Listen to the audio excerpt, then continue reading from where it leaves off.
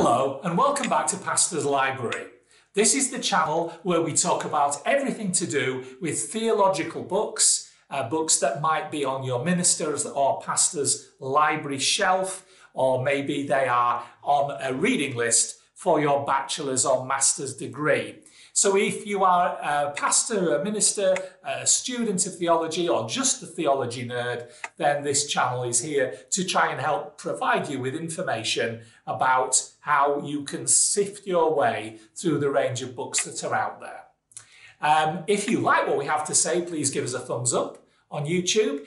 Please click on the bell and subscribe. That way you will know every time we launch a new Pastor's Library. So, today I want to introduce you to the Word Biblical Library, Word Biblical Commentary. The Word Biblical Commentaries are a technical commentary, they are an academic commentary, they're not for the faint-hearted. And everything I have to say about this series is very positive, except one little thing. So let's get that out of the way straight away. The layout, they have spent I would say possibly as much as 25 cents designing the layout of each volume. In other words, it isn't very clever. Some of the volumes are printed on cream paper. Some of the print is not quite as black as it could be, so the contrast is not brilliant. But all you have to do is look at any page and you'll see it's just blocks of text. And that's all that there is. There's not been any thought put into how the text could be broken up. It's amazing what you can do with subheadings, with underlines, and text boxes. You really can do a lot to make text more interesting, more accessible. So having said all that, the Word Biblical Commentary, which are published out of Dallas, they are an excellent set of technical books. Now, I just want to mention some of them to you. I want to start with 2 volumes of Genesis, which are written by Gordon Wenham. The Wenham family have had a big impact theologically in the Western world. Gordon and his father have been very powerful in the field of commentary writing and in general Christian writing. Gordon Wenham has really done well with these 2 volumes. I have personally found them very helpful, and you really have to get into them. But these are, to be fair, books that you would probably be studying, say, Genesis chapter 1, and you would read what it had to say about Genesis chapter 1. And it has so much to say about Genesis chapter 1 that you might find that a sermon is broken into 4 or something like that, because there is a lot to process here.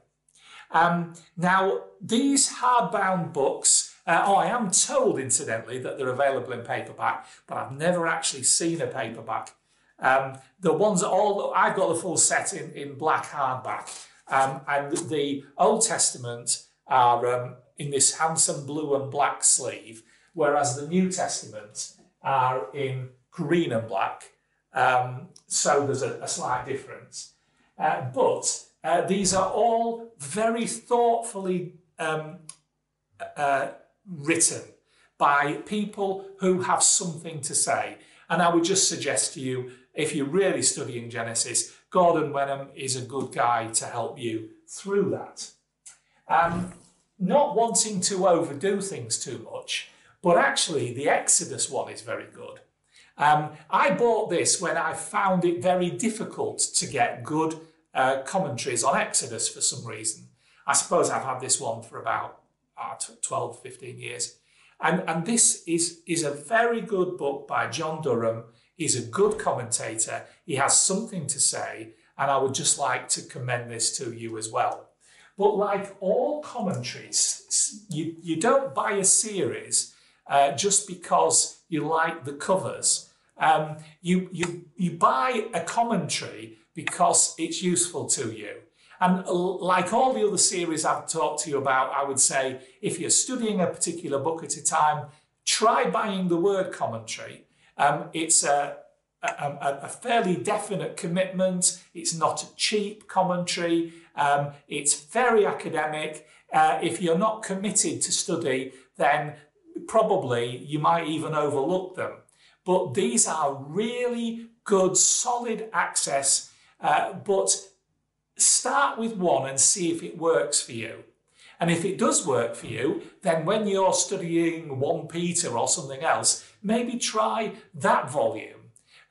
There's no need to have them all just because I do, but they are a very good resource for a pastor, very good for resource for someone who's a bit on the academic side, because, as I keep saying to you, these are a technical set.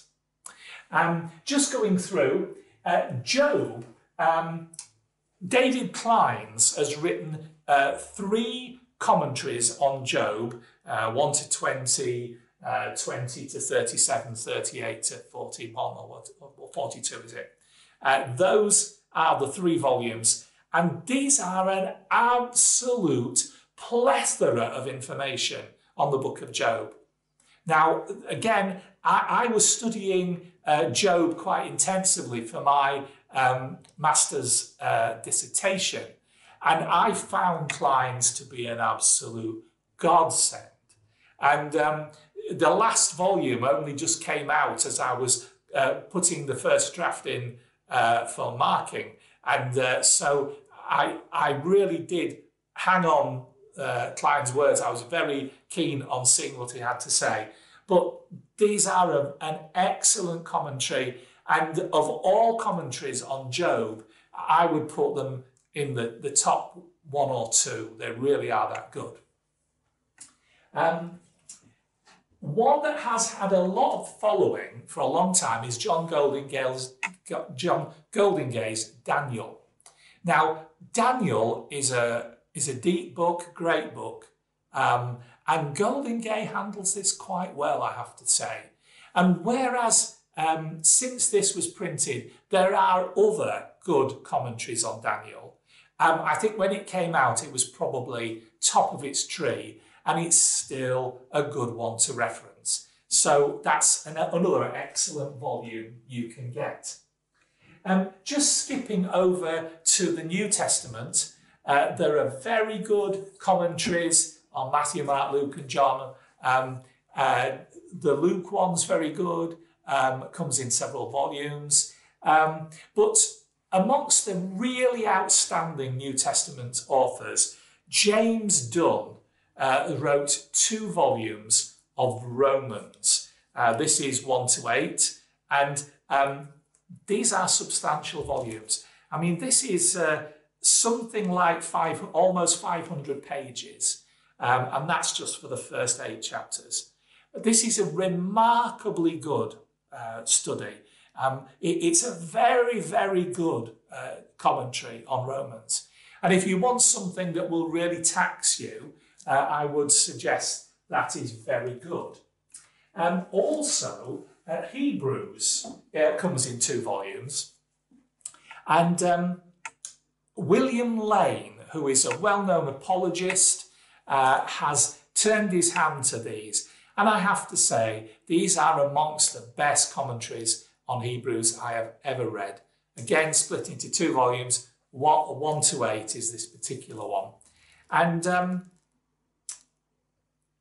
all I can say is Lane has some really interesting takes on well-known passages in Hebrews, and he doesn't miss anything. In fact, actually, this is probably a key issue with the Word Biblical Commentaries, in that they don't really seem to miss any detail. They're very, very complete in their approach.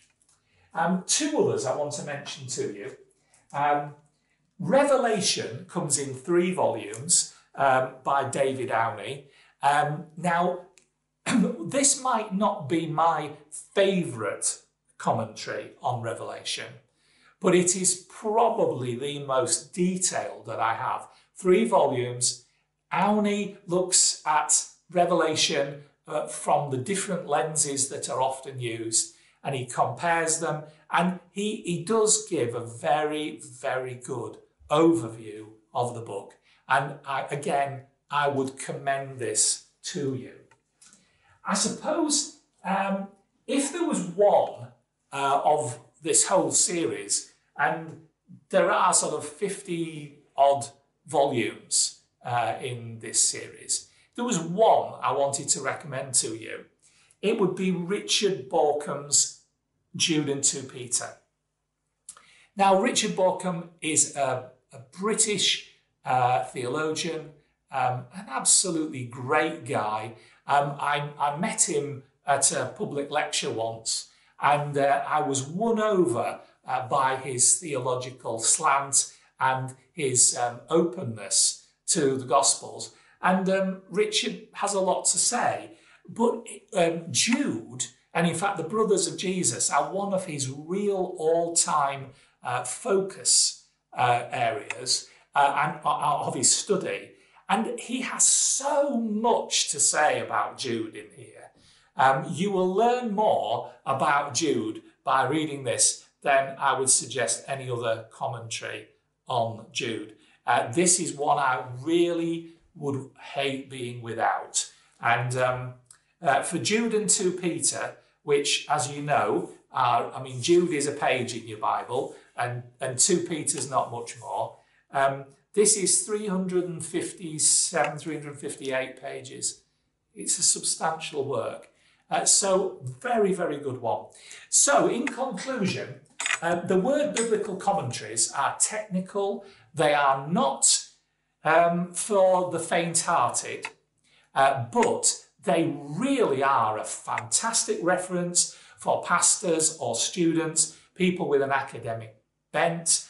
These are not for the faint-hearted, as I've already said, but they are an excellent resource, and I commend them to you. If you have any ideas for future pastors' libraries, feel free to mention them below. But do know this, I get no financial benefit by doing this. I just want to share with you some of the joys of books that I have had myself over the years. So, God bless you till next time. Bye.